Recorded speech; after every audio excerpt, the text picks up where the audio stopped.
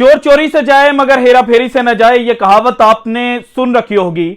और इसका अमली मुजाहरा वर्ल्ड कप 2024 शुरू होने से पहले जो वार्म अप मैच भारत और बांग्लादेश के दरमियान खेला गया है, इसमें नजर भी आया। और वो इंडियन क्रिकेट काउंसिल, जिसे वैसे तो इंटरनेशनल क्रिकेट काउंसिल कहा जाता है, लेकिन चूंकि मैं अपनी वीडियोस के अंदर आईसीसी को इंडियन क्रिकेट काउंसिल कहकर मुखातिब करता था, और मेरी वीडियोस देखने के बाद जो ज्यादातर क्रिकेट एक्सपर्ट्स हैं उन्होंने भी आईसीसी को इंटरनेशनल क्रिकेट काउंसिल की बजाय इंडियन क्रिकेट काउंसिल कहना शुरू कर दिया है।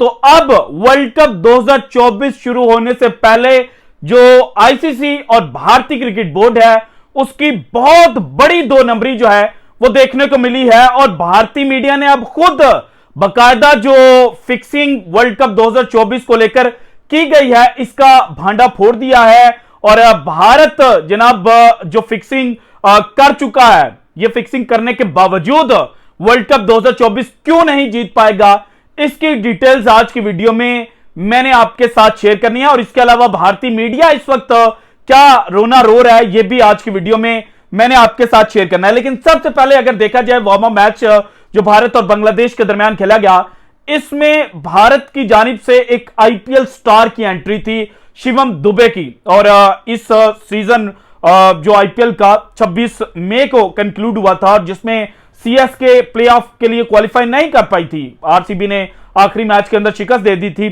तो इस सीजन में सीएसके के लिए शिवम दुबे ने बहुत ज्यादा जो परफॉर्मेंस है वो दी हुई थी। और शिवम दुबे को कहा जा रहा था कि ये वर्ल्ड कप 2024 की जो भारत की फर्स्ट प्लेइंग 11 होगी उसके अंदर जगह बनाएगा, क्योंकि ये जनाब आईपीएल का सुपरस्टार है। और फिर भारतीय मीडिया ने शिवम दुबे की जो परफॉर्मेंस है उसको कहा कि ये 9 जून को पाकिस्तान के खिलाफ जब खेलेगा तो जिस तरह से इसने यहां भारत के अंदर आईपीएल में बॉलर्स की फैंटी लगाई है, ऐसे ही ये पाकिस्तान के जो बड़े बड़े नाम है, शाहीन अफरीदी, हारिस रऊफ, मोहम्मद आमिर, इब्रार अहमद, इन सब की फैंटी लगाएगा। लेकिन वो कहते हैं ना कि जनाब दूर के ढोल सुहाने।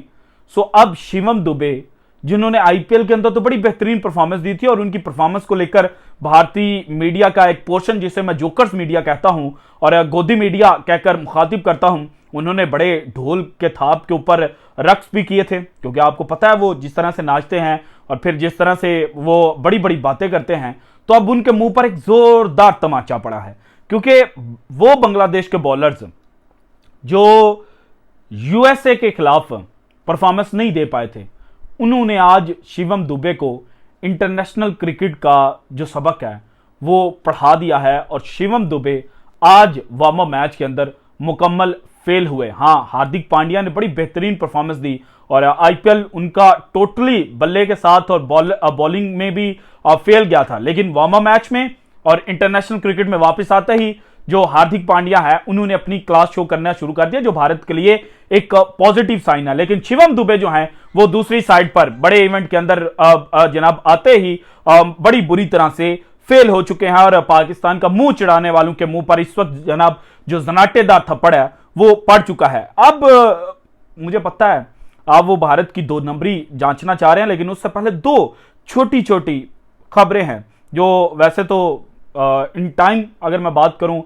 जो मैंने व्लॉग के अंदर बात करनी है तो छोटी हैं, लेकिन इनका इंपैक्ट बहुत ज्यादा है। और इसमें जो पहली खबर है वो बाबर आजम का जो मुंह चिढ़ाने की कोशिश की गई है भारतीय क्रिकेट लवर्स की जानिब से कि देखिए बाबर आजम को इंग्लिश नहीं आती, और बाबर आजम के खिलाफ जब भारतीय मीडिया को या भारतीय ऑडियंस को कुछ नहीं मिलता, या पाकिस्तान के अंदर जो बुग़्ज़े बाबर के अंदर डूबे हुए लोग हैं तो वो कहते हैं कि जनाब बाबर की कम्युनिकेशन स्किल्स अच्छे नहीं है। और जब उनसे पूछा जाए कि कम्युनिकेशन स्किल से उनका क्या मुराद है तो कहते हैं जनाब बाबर जो है वो बड़े फ्लुएंट के साथ जो इंग्लिश है वो नहीं बोलते। और बाबर आजम ने जो बी डिविलियर के साथ बात की है, इसमें भी बाबर आजम की इंग्लिश उस तरह से फ्लुएंट नहीं है, हमें पता है, मेरी भी इंग्लिश फ्लुएंट नहीं है और मुझे इस बात का भी पता है। मुझे भी बहुत ज्यादा जो भारतीय ऑडियंस है वो ट्रोल करती है, और पाकिस्तान के अंदर भी कुछ लोग बैठकर कहते हैं कि जनाब आप फलाने प्लेयर का जो नाम है वो बेहतर नहीं ले पाए। हालांकि जो फखर जमान है उसको उर्दू के अंदर प्रोनाउंस किया जाए तो वो फखर बनता है, लेकिन जो इंग्लिश कमेंटेटर्स हैं, जो इंग्लिश रीडर्स हैं, वो कहते हैं फखर।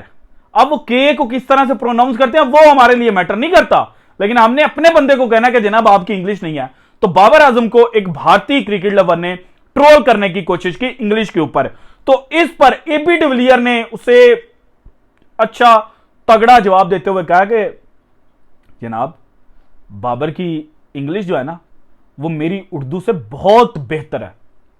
और साथ ही उन्होंने कहा कि उसकी जो बैटिंग है ना वो इंतहाई शानदार है।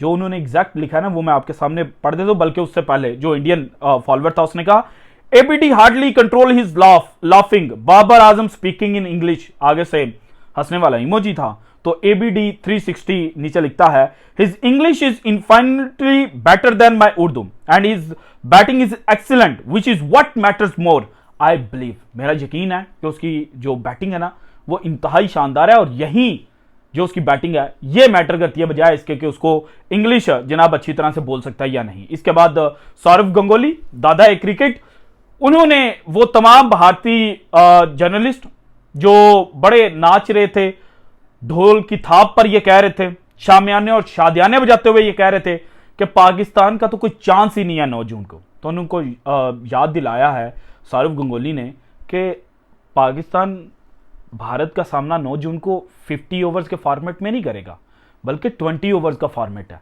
और रिसेंट पास्ट में 2021-2022 की बात की जाए तो फिर पाकिस्तान को क्लियर एज जो है वो भारत के खिलाफ हासिल था। और फिर 2022 के बारे में स्पेसिफिकली बात करते हुए सौरव गंगोली ने कहा कि जनाब जो भारत है ना वो 2022 में डरा हुआ था।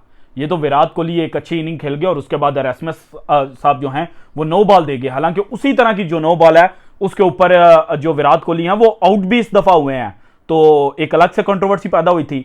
अब वो स्पिनर की बॉल, फास्ट बॉलर की बॉल में जमीन आसमान का फर्क होता है। स्पिनर की बॉल को जब वो मूव डाउन हो रही होती है तो 9 बॉल नहीं दी जाती, और विराट कोहली क्रीज से बाहर निकले हुए थे। स्पिनर की बॉल पे अगर आप क्रीज से बाहर निकले हुए हैं तो वो 9 बॉल नहीं होगी, लेकिन एरस्मस साहब जिन्होंने विराट कोहली के इशारे के बाद 9 बॉल करार दिया था, सो भारत जीत तो गया था, लेकिन सौरव गंगोली ने कहा कि भारत डरा हुआ था, फ्रीली नहीं था खेला। और फिर उन्होंने कहा फ्रीली से मुराद जो इंडियन क्रिकेटर्स है ना उनको पता है मैं किस जानिब बात करूं, और पाकिस्तान बाउंस बैक करने की सलाहियत रखता है। सो अभी आप ठंडे पड़ जाए, अभी ज्यादा जो गर्म जोशी है ना वो अच्छी नहीं है सेहत के लिए। 9 जून को ये ना हो कि आपको जो टीवी है ना वो तोड़ने पड़ जाए। अब आते हैं जनाब जो मेन टॉपिक था।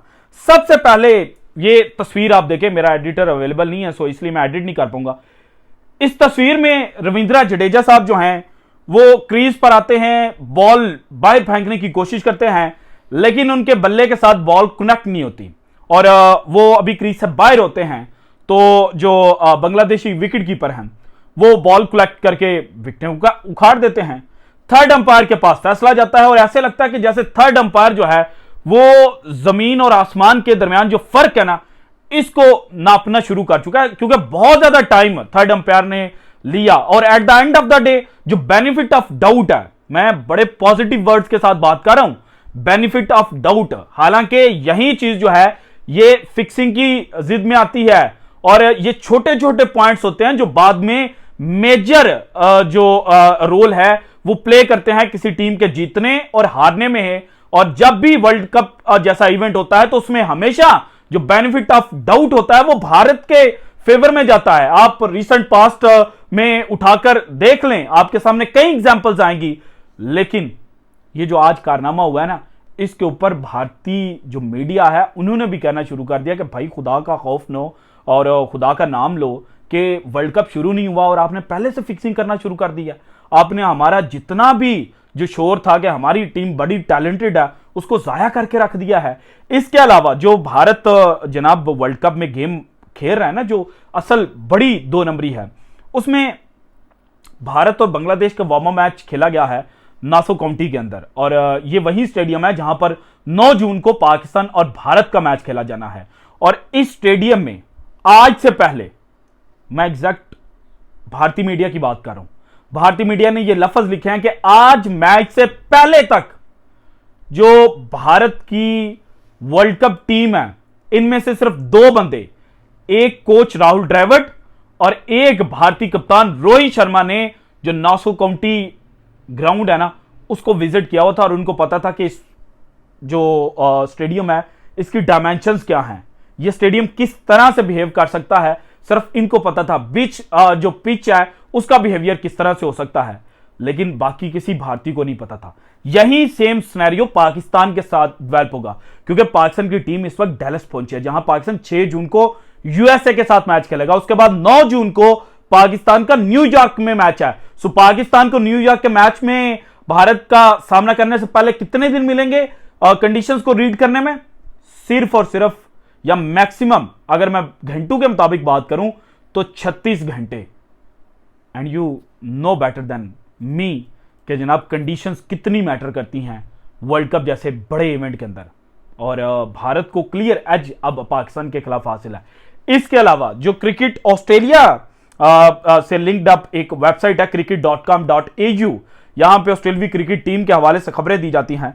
इन्होंने भी भारत का भांडा फोड़ा और लिखा कि जनाब ये जो भारत का सेमीफाइनल नंबर 2 करार दिया गया है कि ये जो अलग स्टेडियम है वहां पर खेलेंगे प्रोविडेंस के अंदर, तो इस ग्राउंड में जो भारत है उसको एज हासिल है, क्योंकि यहां पर पहले सेमीफाइनल 1 शेड्यूल किया गया था, लेकिन भारत को सेमीफाइनल नंबर 2 दिया गया। तो इस स्टेडियम को जो ज्ञाना का स्टेडियम है इसको कह दिया गया कि जनाब ये सेमीफाइनल 2 होस्ट करेगा।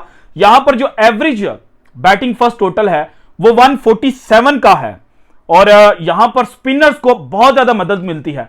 और भारत ने जो अपनी टीम बनाई है उसमें स्पिनर ज्यादा रखे हैं, 3 फास्ट बॉलर हैं, उन 3 फास्ट बॉलर में से सिर्फ जसप्रीत बुमराह इस वक्त इंटरनेशनल लेवल पर मुकाबला करने की सलाहियत रखते हैं। बाकी भारत के जो बॉलर्स हैं, फास्ट बॉलर्स की बात कर रहा हूं, वो इतने जो कॉम्पिटिटिव क्रिकेट वाला माहौल है ना उसके अंदर सर्वाइव नहीं कर पाएंगे।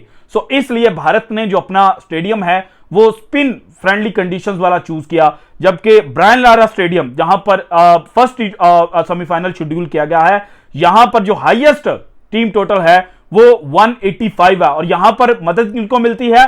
फास्ट बॉलर्स को। सो इसलिए वर्ल्ड कप 2024 शुरू होने से पहले भारत और आईसीसी ने मिलकर प्लान किया 2 नंबरी की फिक्सिंग की, लेकिन यही जो फिक्सिंग है वो भारत ने 2023 में भी की थी, जब फाइनल और सेमीफाइनल मुकाबले से पहले जो पिच है वो तब्दील कर दी गई थी। इसके अलावा पाकिस्तान के खिलाफ जो 14 अक्टूबर को मैच खेला गया था अहमदाबाद में, वहां पर भी जो आईसीसी के न्यूट्रल क्यूरेटर मौजूद थे उनको कहा गया कि पाकिस्तान और इंडिया का जो मैच है वो पिच नंबर 7 पर खेला गया है, लेकिन एक्चुअल में जो स्ट्रिप इस्तेमाल की गई थी, जो पिच इस्तेमाल की गई थी, वो पिच नंबर 5 थी, जिसका भांडा बाद में जो अटिक्सन साहब है उन्होंने फोड़ा था। इसके अलावा फाइनल के हवाले से भी उन्होंने कहा कि भारत ने जो अपनी स्ट्रेंथ है स्पिनर्स उसके मुताबिक विकेट बनाई है, और ऑस्ट्रेलिया की जो वीकनेस है उसके मुताबिक विकेट प्रिपेयर की है। लेकिन फिर जिस तरह से कुदरत के निजाम में लिखा हुआ है कि जो जिसके लिए गड़ा खोदेगा उसमें खुद गिरेगा, वही हिसाब भारत का हुआ। और अब वर्ल्ड कप 2024 में गड़ा भारत ने जनाब खोदा है ऑस्ट्रेलिया, पाकिस्तान, न्यूजीलैंड, इंग्लैंड को गिराने का, लेकिन at the end of the day Bharat खुद इसी गड़े के अंदर गिरेगा, और फिर भारतीय मीडिया के जो जोकर्स हैं वो आपको अपनी टीम के ऊपर जहन्नम की लानतें भेजते हुए नजर आएंगे। So this is it from today's episode. अगर आपको वीडियो पसंद है तो लाइक कीजिएगा, ज्यादा से ज्यादा शेयर कीजिएगा, अपनी कीमती राय का इजहार लाजमी कीजिएगा, और अगर आपने अभी तक चैनल को सब्सक्राइब नहीं किया तो कर दें। शुक्रिया। अल्लाह।